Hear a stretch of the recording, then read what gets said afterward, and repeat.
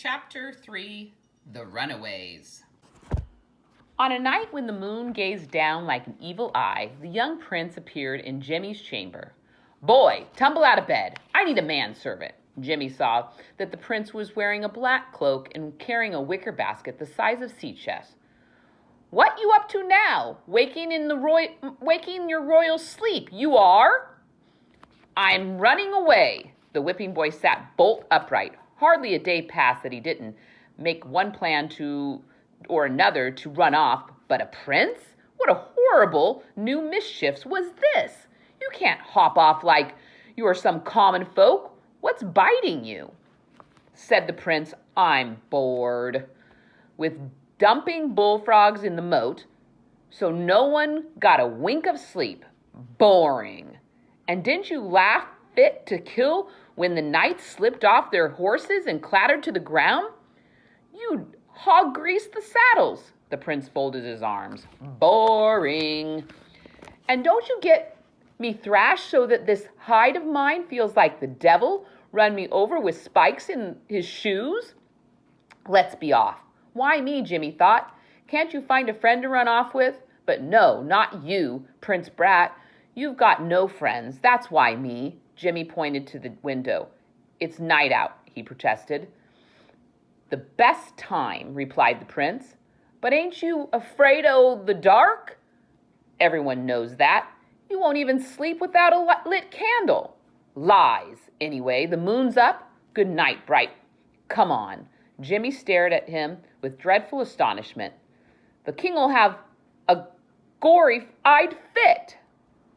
"Positively. He'll hunt us down. You'll get off light as a feather, but I'll be lucky if they don't whip me to the bone. More likely I'll be hung from the gallows, scragged for sure." "Your lookout," said the prince with a dry grin. "Carry the basket, Jimmy, from the streets, and follow me." Chapter 4 Containing Hands in the Fog. The night moon had lit their way like a lantern, but by dawn the runaways, double-mounted on the horse from the castle stable, were hopelessly lost. A thick fog had swirled in. They strayed from the road, and trees had crossed in on them. "Forest is creepy things," said Jimmy, hanging on the basket as best he could.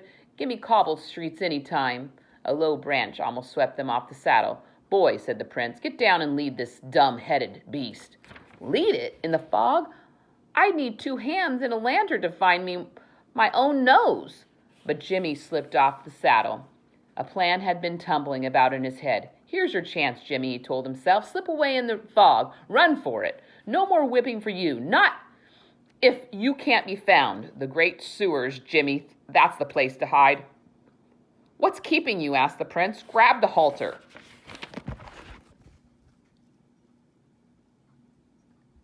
"I'm thinking."